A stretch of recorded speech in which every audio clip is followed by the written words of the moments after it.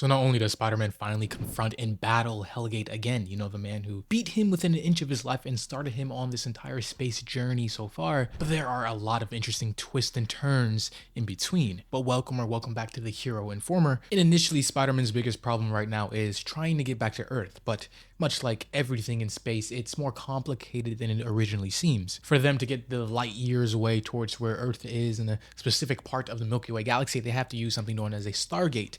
Now, the only issue there is that it's overcrowded with dozens of people in line before them, each person needing to get to a specific point in the universe and shoot light years ahead. And the only way for them truly to get past these people is, fighting them and stealing their spot, something that Spider-Man, Peter Parker, obviously isn't going to want to do. They instead settle on the longer plan, either waiting on their specific turn or finding another way to get to Earth. And while everybody here is enjoying themselves, having a good time, whatever, eventually nighttime falls and a really interesting and kind of backpedaling sort of interaction happens between Spider-Man and Rayleigh. As they are here pressed together in a makeshift hammock, they go on to talk about many things, and eventually the topic of Hellgate himself comes up, in which Peter so far has been super nonchalant about, not being able to get back to Earth through everything he has ever known, for who knows how much longer. Mainly because of what Rayleigh says here, that he's afraid Hellgate will eventually follow him back to Earth, and then repeat the cycle of what we already seen. As of course Peter would be, he got beat half to death by Hellgate and then got forced into exile into the universe. But even with all the physical pain and the beatings, Rayleigh goes on to say that the only one place that Hellgate didn't touch or destroy was Peter's heart, and how it is the strongest she has ever met, which is going to be a reoccurring theme and maybe show you how he finally conquers Hellgate. Not through power or direct might, but through heart, inspiring and showing him a better way. And I'll explain a little bit more as we go along. But Rayleigh goes on to continue saying how, if need be, she will protect Peter against Hellgate once they get to Earth, so as long as she can try some of the Earth ice cream he keeps telling her about. And lastly, and more interestingly, she goes on to say that while she isn't directly in love with Peter, that she still does love him, which I guess could mean in a friendly, platonic way, like she has love for him but not directly in love with him, or it's just a case of her, and by extension her people, not really being in touch with her emotions and being able to express them fully without it being seen as weakness, or really any explanation in between. But not that it really matters too much, because I'm down to make a bet with literally anybody that after this space arc, we most likely will never see Rayleigh again. Heck, she might even die during this entire thing. Regardless, right now she eventually falls asleep, which is something Peter is not going to have the luxury of doing, as it is finally time. Xanto, in a horrifying shot, looking like he's some sort of a demon in the night, comes and tells Peter it is ready. The thing he has been pushing towards this entire time, and the reason why he is light years from Earth, is finally ready to get stronger. Because Xantos this entire time, regardless of him being a villain and all, he is pretty intelligent. So he has created something for Peter, a genetic recoder calibrated to specifically Peter's unique physiology and the ambient radiation from, the spider bite and his powers in its bloodstream. Essentially saying if he drinks this or consumes it in whatever way, injects it into himself, yes, this very specific formula will boost his powers 100-fold even, which I mean is directly a power up and might even give him new abilities, and I'll get to a second what I think this will do to him. But honestly, this entire get stronger kind of premise, I would have rather it had been through some actual training or, getting some experience, some skill, and not just a potion to give him an instant power up without any sort of, direct work for it. But even though this is here and is ready, this is the exact thing that Peter has been yearning for since his entire odyssey began. Xanto here goes on to tell him that he shouldn't use it at all. How even against his better judgment as a scientist, as he does want to see what it does to Peter, and he 100% can guarantee that the physical enhancements that Peter will get from this formula will be great and powerful, he cannot know what the effects of the treatment will have on Peter, the human side himself. Because Xantos, this entire time with him being here with the space crew, he has grown some sort of fondness of Peter, some form of respect. So if he takes this, I assume, which would kind of boost his spider side, making him more animal and spider than man, making him more powerful, yes, but potentially destroying the human Peter Parker side of him as well, completely, which is a massive drawback and potential downfall, as Xantos continues saying, I would hate for you to lose what you are to gain something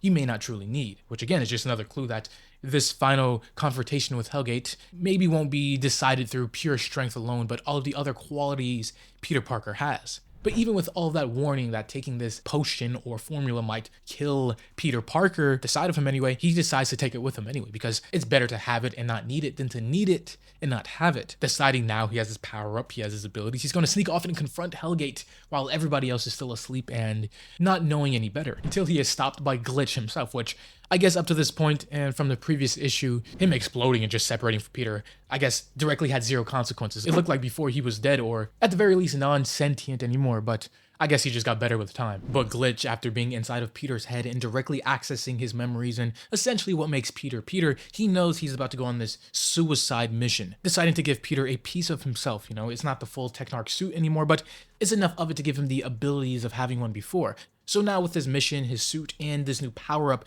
Peter sets off to the Stargate and to confront all of the people waiting there, because he thinks, you know, it's time to go home, and eventually Hellgate will come back and he'll confront him once and for all there, and all of his space crew will be far away where the repercussions won't affect them. Though as he lands his ship and steps out, he notes that something is off. Very bad. The entire thing is silent. There's no fighting, no resistance, no dozens of people trying to get and use the Stargate first to, you know, get to wherever else in the universe. There's only silence and destruction. As because we see that the Hellgate beat him there, killing everybody in front of him, and in the process to lure Peter, because he knew eventually Peter would want to use the Stargate to get back to Earth. They, Hellgate and Nicodemu, decided to, you know, let's meet Peter since he keeps running away. Hellgate even going on to say that these so-called warriors, all the people in front of him that were waiting, were loud, and I was afraid I wouldn't be able to hear you beg for your life unless they were silenced. Yet, of course, this doesn't deter Spider-Man. You know, he's been in his fair share of hopeless situations, complete, utter, destructive battlefields over the years,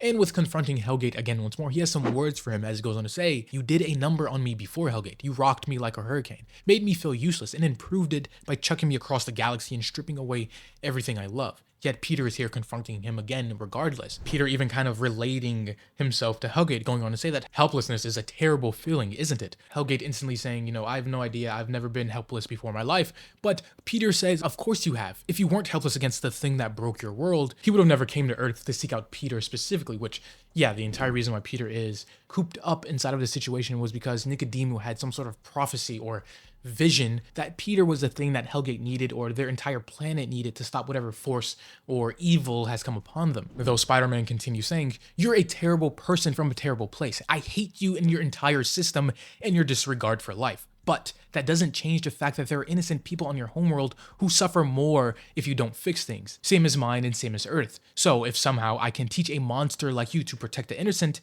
I'll do it. But once it's over, you and I will finish what we started in my backyard. Which, like I said before, you know, maybe the entire thing to stopping Hellgate isn't going to be decided with fist and blood, but whatever purpose or vision or prophecy that included Peter to become a mentor to Hellgate and teach him things. But Hellgate is a lot of things. Powerful, unrelenting, and incredibly stubborn, as he refuses to now have Peter as some sort of mentor or guide. Even as Nicodemu was saying, wait, this is her vision. Peter, you know, stepping up to try and help Hellgate instead of fight him, but Hellgate says, no, I do not need your help, I only need your corpse. That way I can drop it off at the feet of your loved ones before I take them as my slaves. Which is a pretty hardcore thing to say, and almost the worst thing to say to someone like Spider-Man, because while Spider-Man is not a killer or isn't going to be pushed to that far, the one thing that actually get him to stop holding back and to maybe even want to kill you is to threaten his loved ones. Heck, you can go ask Kingpin during the Civil War storyline. We've seen how that played out for him once he decided to set his sights and attack Aunt May, which Peter this entire time was expecting some sort of fight. That's why he brought the formula and is fully intending to die behind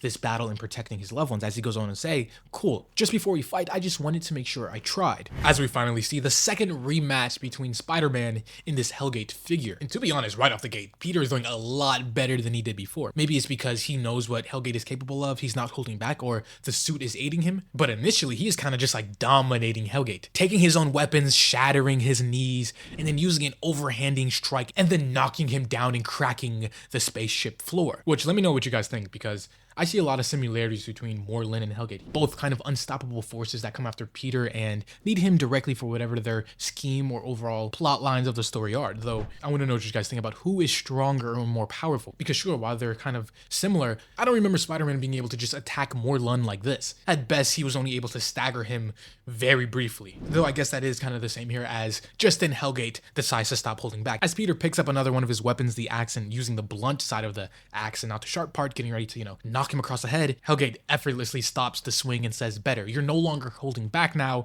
and neither shall I, before using either the weapon itself or the power he's imbuing into the weapon, and literally cuts open space itself, sending Peter into another part of another planet, which of course throws Peter off balance, because there's nothing for him directly to swing onto or move out the way before he is just teleported across the universe itself. Hellgate going on to say that I am limitless, there is nothing you can teach me except the face of failure. Peter, of course, saying that, he can't even get his bearings. Every time he tries to evade or swing or get out the way, space opens up and swallows him whole. Down is up, and eventually he is back where he started and slams into the ship very harshly. Which, yes, even Peter not holding back their base forms, Hellgate is just a step above Peter in his power level, though he does have a very secret weapon and a surprise up his sleeve as he pulls out the formula, getting ready to use it in whatever fashion it's meant to be used in, and use the power to potentially even beat Hellgate, but at the cost of his very Peter Parker life. But right before he potentially kills himself in the process of beating Hellgate, suddenly there is a giant ship just coming in at unholy speeds and crashing directly into Hellgate himself. Of course, it's his little space crew,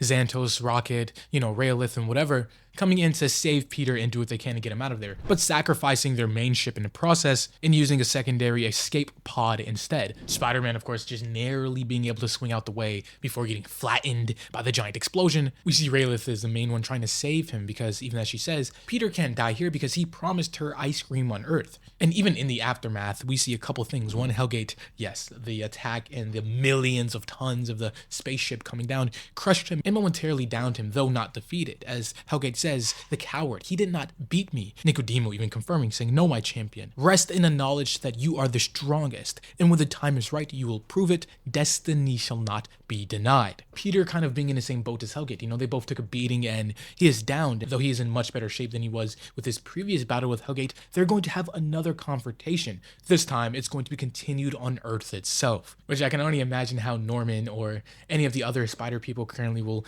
react to Spider-Man coming back with an entirely new crew, a powerful space warrior, almost myth figure coming and following after him back to New York. Yeah, it's going to be pretty crazy. Though that's something we're going to see next time as this video, an issue, comes to a close. Leave a like if you've enjoyed, or subscribe if you're new and want to see more content just like this. As always, this was AJ here at The Hero Informer, and thank you for watching.